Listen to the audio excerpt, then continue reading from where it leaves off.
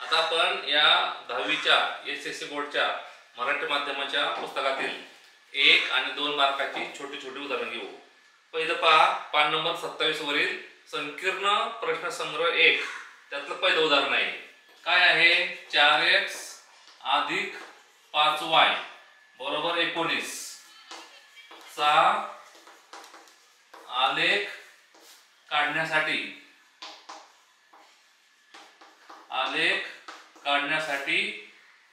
x बरोबर 1 असताना y ची किंमत किती?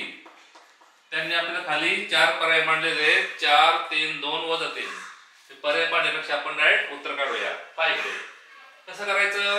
अगोदर समीकरण लिहून घ्यायचं। 4x अधिक 5y बरोबर 19 म्हणून x ची किंमत येते, x काढायचा, त्या ठिकाणी 4 लिहायचा। 4 कंसात 1 कंस म्हणजे गुणिले क्रिया असते, त्यामुळे 4x म्हणजे 4 गुणिले x। 4 कंसात 1 मांडलं काय? 4 गुणिले 1 मांडलं, त्याचा अर्थ एकच असतो। अधिक 5y बरोबर 19 म्हणून 4 1 4 अधिक 5y बरोबर 19। यावरून काय शिकायचं? कंस म्हणजे गुणाकार असतो, त्यांचा गुणाकार मांडायचा।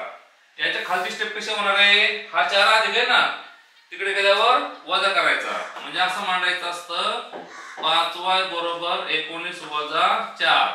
4 ला चिन्हच नाही, अधिक आहे, तिकडे गेल्यावर वजा करायचे, म्हणून 5y बरोबर 15 म्हणून y ची किंमत आली 15/5। हा जो 5 गुणिले तिकडे भागिले करायचा, म्हणून y बरोबर किती आले? 3। हा पर्याय उत्तर आलं, y ची किंमत 3 आली। हे उत्तर लिहून टाकायचं, ज्या ठिकाणचा नंबर असेल ते लिहायचं बरोबर। ओके।